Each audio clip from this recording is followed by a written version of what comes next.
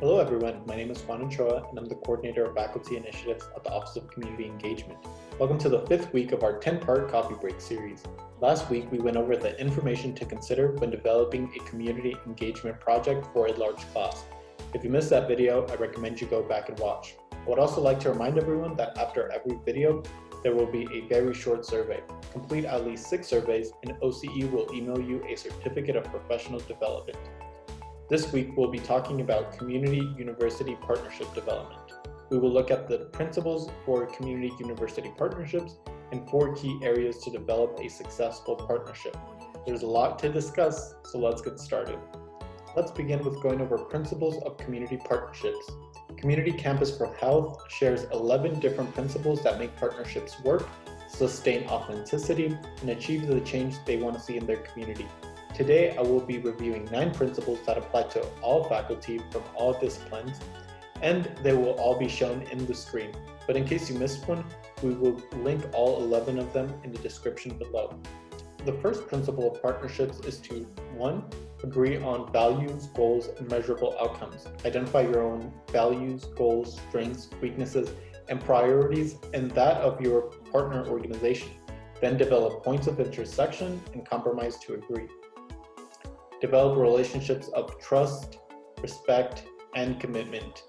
Acknowledge preconceptions on the sides of both partners in order to begin the process of developing trust and respect. It will take time and effort to move beyond assumptions and preconceptions and replace them with positive experiences of a successful partnership.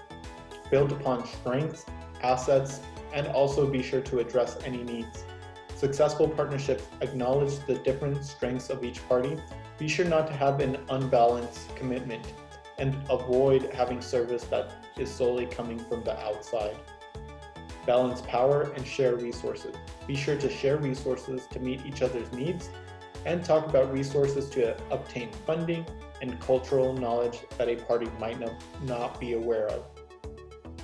Have clear, open, and accessible communication. Make sure the communication is culturally competent. Build knowledge and understanding of the people you are serving to gain trust in the community. Agree upon roles, norms, and processes. Acknowledge the norms and standards by which both the university partner and the community partner function and establish the standards and processes of the partnership. Ensure feedback to, among, and from all stakeholders. Feedback helps improve the relationship and the functioning of the partnership through 1. Providing a mechanism for sharing information, and 2. A forum to address issues that arise, new approaches to consider, and progress towards goals. Be aware of and cater to the different feedback styles and any time or resources constraints. Some partners may not be able to attend weekly meetings or fill out some extensive evaluations.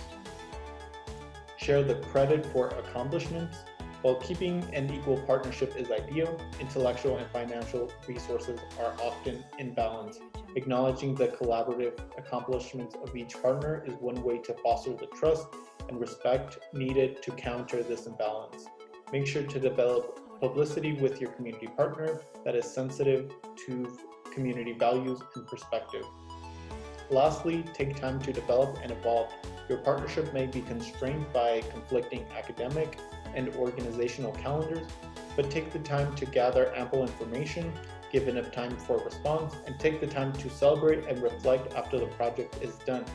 But also put in the time to address any future possibilities of your partnership.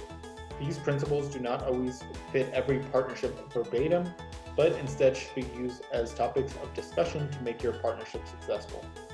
Now we can move into the 4 key areas of partnership development. Let's start with the most important, self-preparation. The first key area to consider is self-preparation.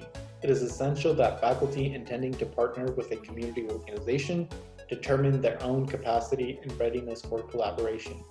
Questions highlighting the community engagement principles of mutual benefit and impact are helpful to discern whether the idea of a community engagement project will benefit both parties.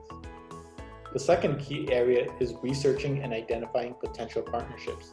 Finding organizations to partner with is no easy task.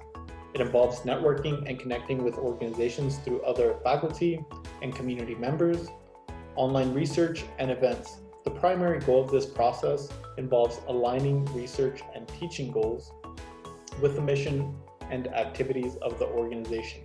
From this starting point, narrow down the search to a handful of potential partners. Reach out to these partners and schedule a virtual meeting to determine whether a partnership may be successful. The next key area is deepening the relationship. Once a community-university partnership is agreed upon, the work is just beginning. Communication between parties should be consistent and occur at regular intervals. It is important at this phase of the project that the shared goals and objectives remain at the center of the relationship. Equally important is an agreed upon method of communication that is accessible and feasible for all stakeholders. Remote partnership development will involve figuring out the best way to communicate from a variety of low and high-tech sources. Academic partners should not assume the technological capabilities of community partners and should provide options for communicating that may include telephone and conference calls or virtual opportunities such as Zoom, Google Hangout, Skype, FaceTime, or webinars. The fourth key area is sustaining the relationship. This stage of the partnership involves recognizing and highlighting the contribution of partnership stakeholders, evaluating goals, and assessing impact. Often, community-university partnerships result in academic research that is shared throughout academia. Partnerships that are equitable also find methods to share the results with the community. Your partnership can create flyers, recorded presentations, social media postings to share the recognition, the highlights, and the information of your partnership. The key is sharing information in a way that is accessible to the community as much as it is accessible to university researchers. I hope this quick presentation provides you with new considerations for developing a successful partnership with the community. Remember that the Office of Community Engagement can help you identify a community partner to work with. We also know that building these partnerships require time, funding, and a strong commitment. Remember that we offer the Establishing Community Partnerships Grant to get any project going. If you have any questions about community-university partnership development, please email me at juan.ochoa@csusb.edu. I would like to remind you to take a quick survey. The link is listed below. Thank you for joining us for this coffee break, and join us next week for my favorite topic, service learning. Thank you, and see you next week.